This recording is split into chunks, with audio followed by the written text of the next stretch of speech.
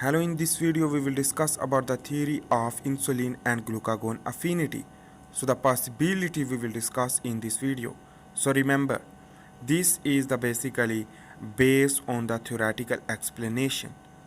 So let's begin to understand from pancreas. So here is the person contain pancreas.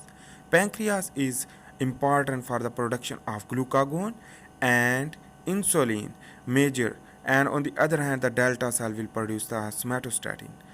When food we will intake will lead to stimulate the insulin production. But in this video we will not discuss with the mechanism of the insulin production.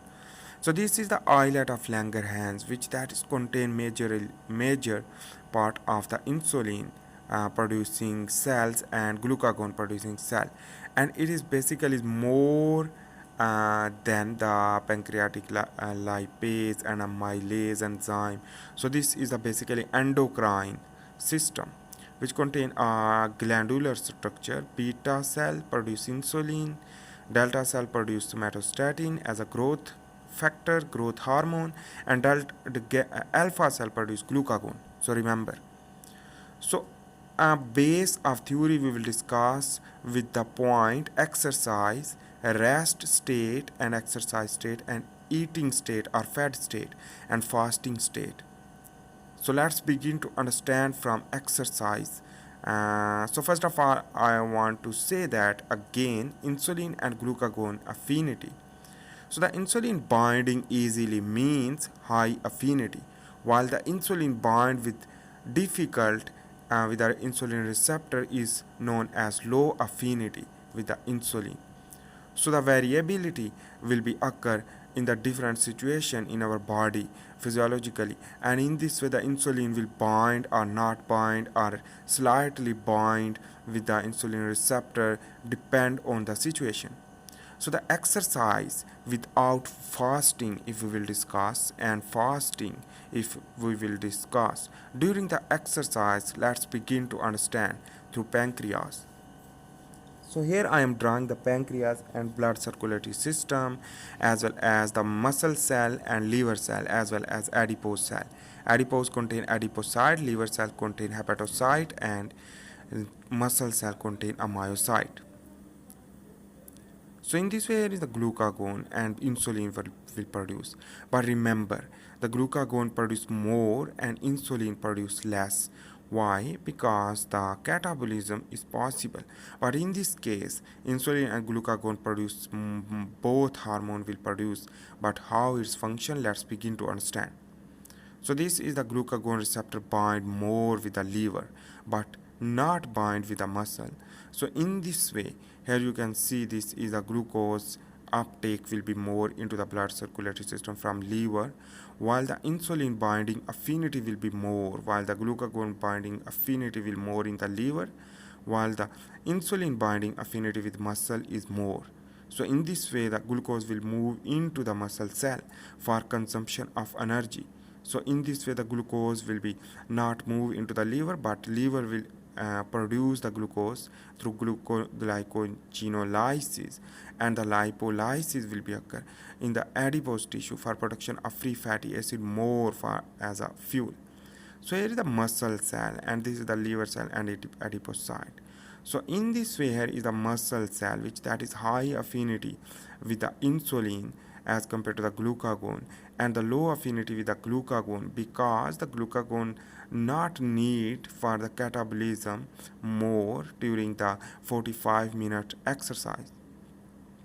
So in this way the insulin will lead to influx of the glucose into the muscle, while the efflux of the glucose from the liver through a glucagon activity. So in the liver and adipose tissue, low affinity with insulin receptor binding with insulin, and high affinity with glucagon binding with the glucagon receptor in the liver and adipose tissue for increasing the glucose level due to the sympathetic nervous system activity.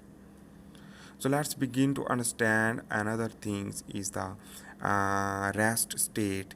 So during the rest time without fasting, if we will discuss about that, and if we will discuss about the without fasting after exercise, it means the rest and digest activity will be occur. So the parasympathetic nervous system will be enhanced. So the insulin will bind more glucagon bind with the liver for production more glycogenolysis to produce more glucose. But important thing is that the glucagon and insulin also can bind but slightly less as compared to the muscle cell. So in this way the insulin receptor bind with the muscle cell more affinity with the insulin receptor in the muscle for uptake of glucose into the muscle for anabolism for next exercise session. So in this way the burning of fat will be more due to the glucagon activity with the adipocyte.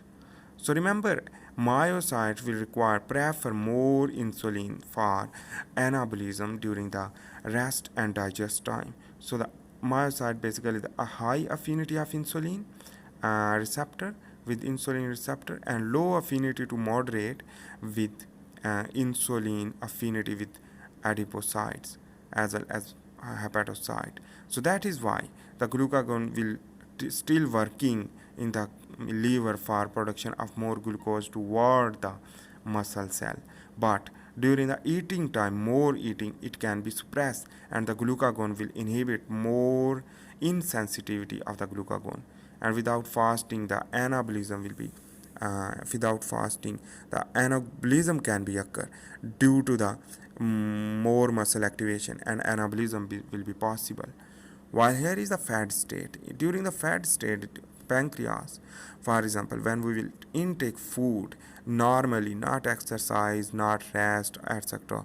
So the glucagon already present before fasting will be low affinity with glucagon receptor binding affinity. So in this way the glucagon will be not bind before the meal. A glucagon is already present which that will not bind because the loss of the affinity, and that glucagon will move into the blood circulatory system will not working too much. So the liver and muscle cell will prefer the insulin.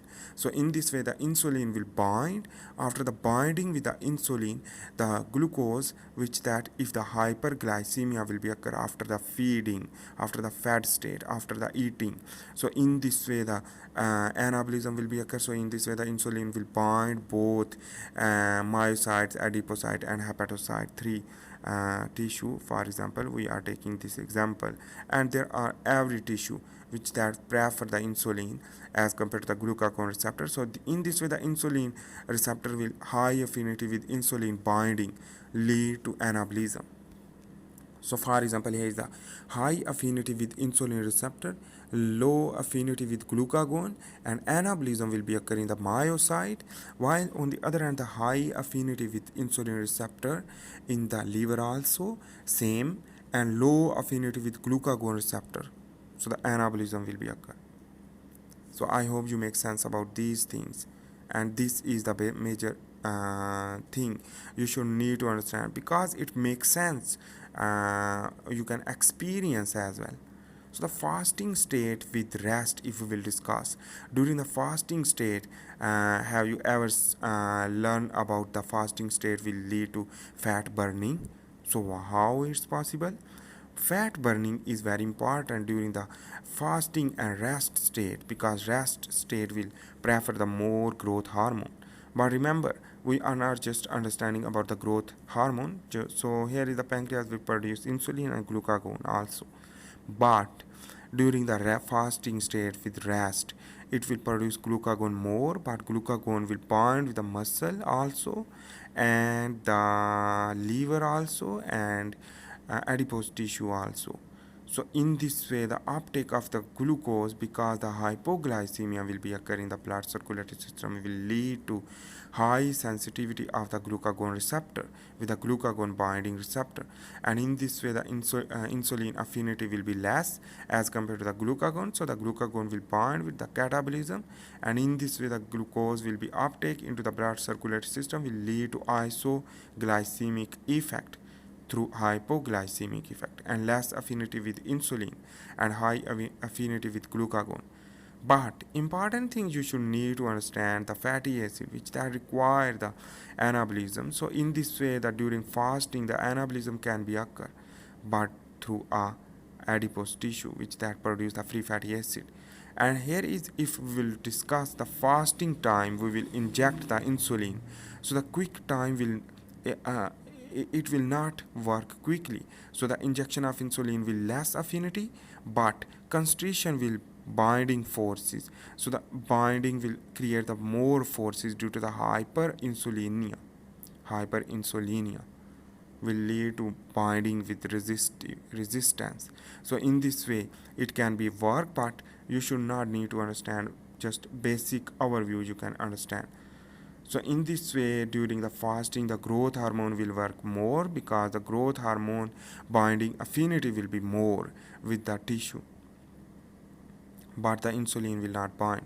So in this way, the growth hormone will lead to catabolism of the adipose tissue also. So here the diabetes mellitus type 2, which during the insulin will produce more and glucagon also produce, but in this way the affinity will be decreased, and the damaging of the insulin receptor will lead to decrease the affinity of the insulin binding with the insulin receptor, but the glucagon affinity will be increased. So in this way the affinity of the glucagon will increase, lead to more glucose uptake after the hypoglycemia in the diabetic person. When the hyperglycemia will be occur, so the hyperglycemia will excrete the glucose through urination, will lead to hypoglycemia, and again glucagon will be work. So the sensitivity of the glucagon will be more in the diabetes mellitus type 2. So I hope you make sense about these things, and this was a theory of insulin and glucagon affinity. I hope you make sense. Thanks for watching. Please make sure to subscribe, like. Bye.